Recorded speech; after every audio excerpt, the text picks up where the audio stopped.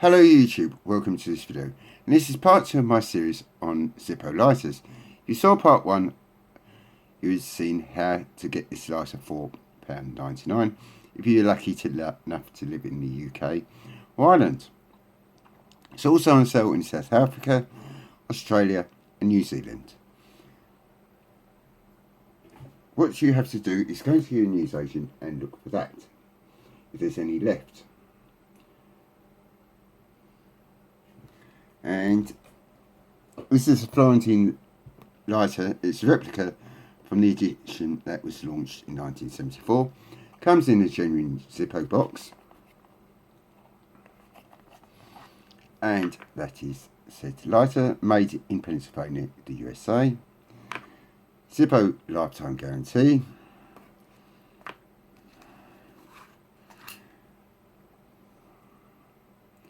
A wonderful piece of engineering and art. Look at, I don't know whether you can see the pattern there and there. Opens up like that. I haven't put any gas in it yet, so that is what lighter looks like. The genuine Zippo mark down the bottom. And all yours for £4.99. Let's get one lit up and I'll show you a bit of the book and history of said lighter. As I said, this is a repro, but RJ can't afford eBay prices.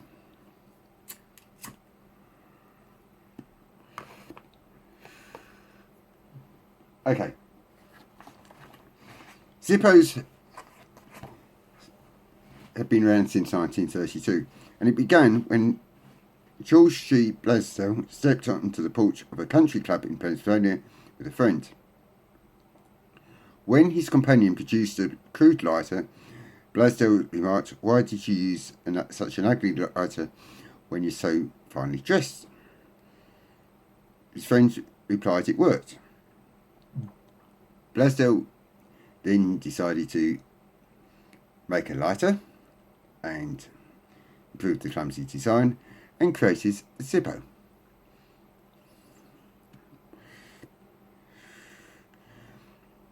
For decades, it's been guaranteed quality with beautiful designs that elevate this simple yet innovative device to a work of art.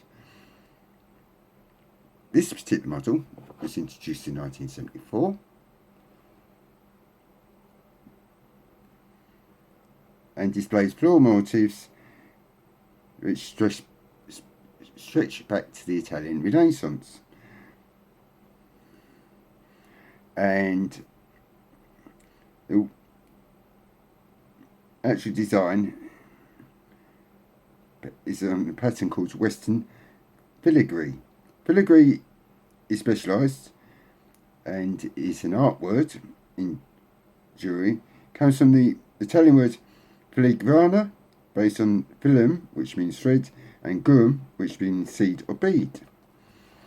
And it's a three-dimensional shape. It's a homage to the Renaissance, like Leonardo da Vinci, Michelangelo, Raphael, etc., etc. It was renamed Florentine in 1976, and the original Florentine lighter was created with Zippo's signature lust etch process. Reverse of the design was silk screened on the lighter case with acid restraint paint, so resistant paint.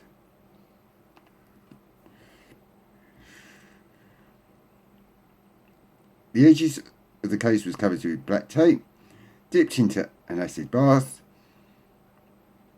and then the acid resistant paint was removed and the case electroplated with chrome and then buffed by hand.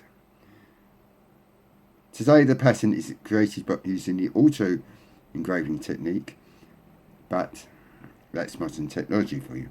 And the book is like that. You see still photos of said book at end of video. And that's what the original license looked like back in the day.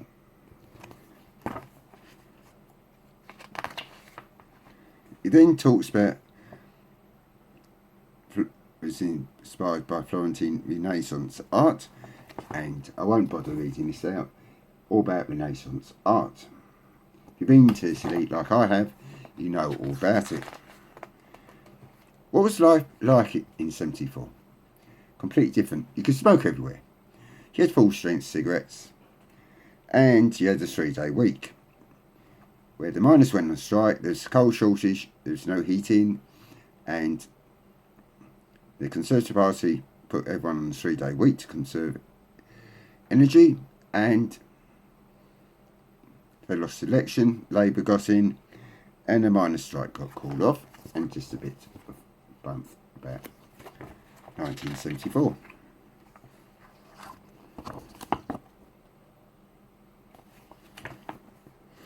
Godfather Part 2 was released.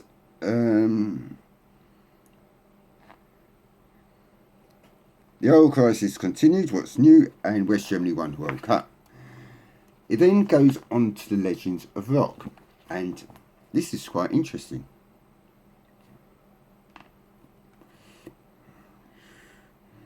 The first officially licensed property produced by Zippo features Elvis Presley back in 1987.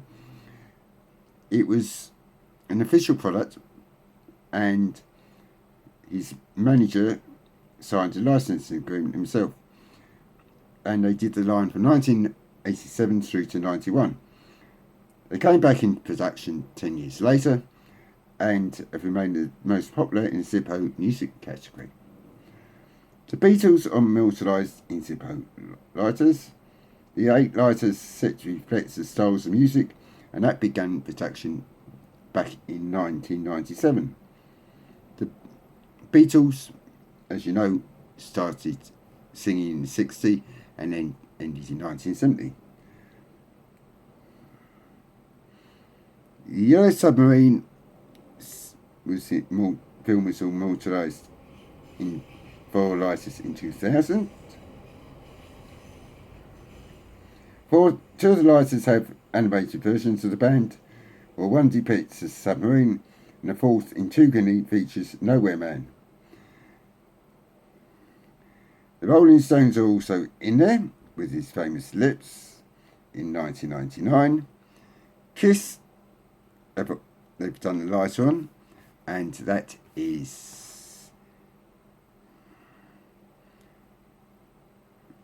each original band member shown in the stage makeup,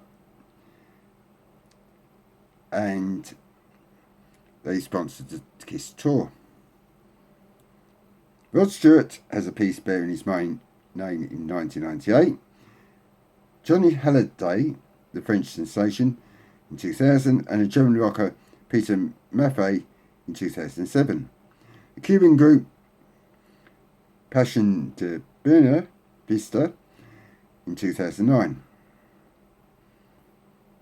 Other rock legends have graced the cover: Ozzy Osbourne, The Who, Alice Cooper, etc.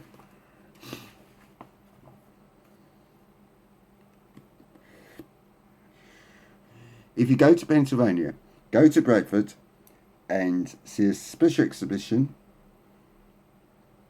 featuring said rock and roll icons on their lighters. There's been a couple of lighters produced by Zippo which never got onto the market. They actually made them, and that was on the Doors in 1999, John Petty in 2002, and Bob Dylan in 2006.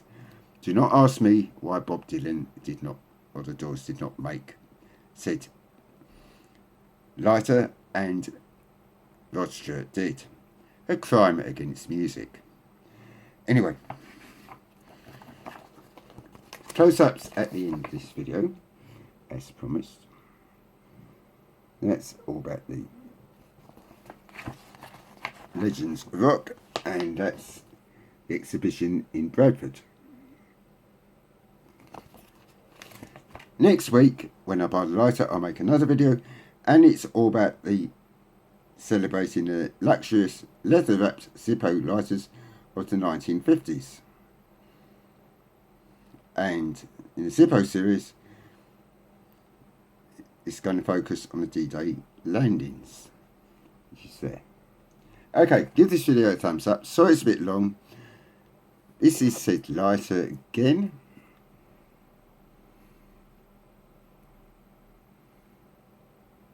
Best £4.99, overspent. Anyway, stay lit guys, and thanks for watching. And sorry my voice is going.